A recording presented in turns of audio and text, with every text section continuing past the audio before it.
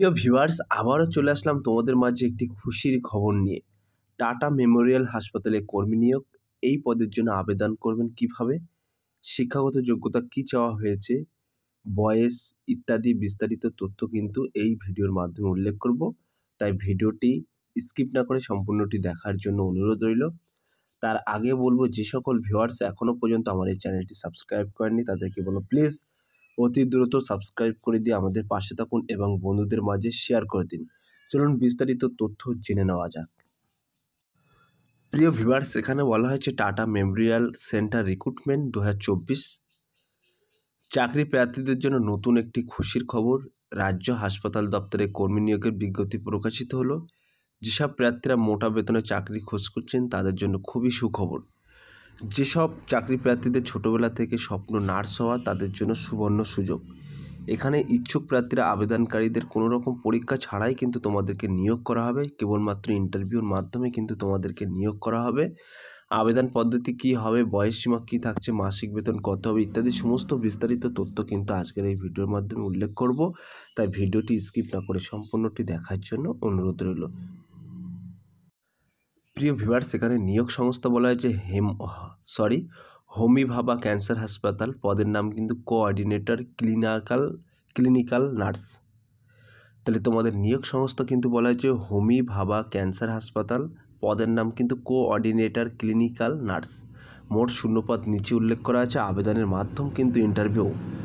তোমাদের কিন্তু ইন্টারভিউর মাধ্যমে এখানে নিয়োগ করা হবে। ইন্টারভিউ তারিখ কিন্তু আমি এখানে মেনশন করে দিচ্ছি, 31/5/2024 ও 3/6/2024 এই তারিখের মধ্যে কিন্তু তোমাদেরকে ইন্টারভিউ হবে।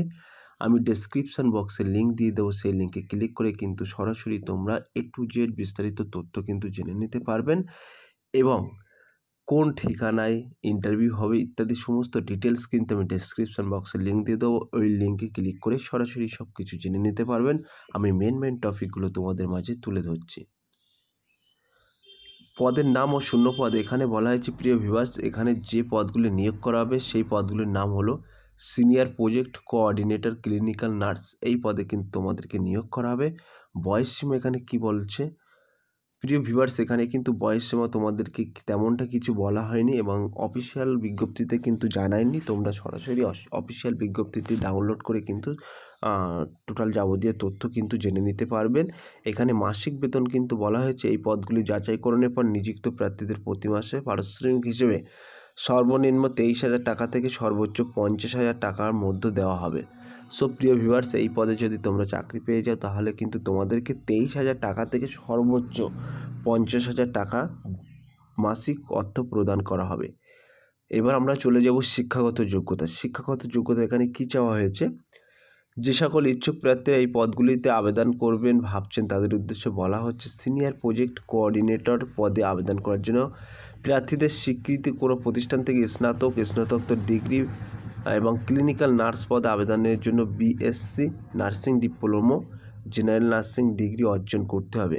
সো প্রিয় ভিউয়ার্স, তোমাদেরকে কিন্তু এই পদের জন্য আবেদন করতে হলে প্রতিষ্ঠান থেকে, যে কোনো সরকার দ্বারা স্বীকৃত প্রতিষ্ঠান থেকে স্নাতকোত্তর ডিগ্রি এবং পাশাপাশি ক্লিনিক্যাল নার্স পদের যে জেনারেল নার্সিং ডিগ্রি অর্জন করে থাকতে হবে, তাহলে কিন্তু তোমরা এই পদের জন্য আবেদন করতে পারবেন। কিভাবে আবেদন করবেন তার একটি টপিক কিন্তু আমরা এখানে তুলে ধরেছি। এখানে বলা হয়েছে কিভাবে আবেদন করবেন। যে সকল ইচ্ছুক প্রার্থীরা এখানে আবেদন করবেন ভাবছেন, এখানে অফলাইন বা অনলাইনে আবেদন করতে হবে না। সংস্থার বিজ্ঞপ্তিতে যে আবেদনপত্রটি আছে সেটি A4 পেপারে প্রিন্ট আউট করে সঙ্গে যা যা নথি বলেছে সেগুলোকে সংযুক্ত করে নির্দিষ্ট সময় ও ঠিকানায় ইন্টারভিউ স্থানে পৌঁছে গেলে ইন্টারভিউ হয়ে যাবে। সো প্রিয় ভিউয়ার্স, আমি ডেসক্রিপশন বক্সে লিঙ্ক দিয়ে দেবো, সেই লিঙ্কে ক্লিক করে কিন্তু তোমরা A4 পেজে অর্থাৎ আবেদনপত্রটি ডাউনলোড করে নেবেন। ডাউনলোড করার পরে A4 পেজে কিন্তু প্রিন্ট আউট করে টোটাল A to Z কিন্তু ওখানে লেখা আছে।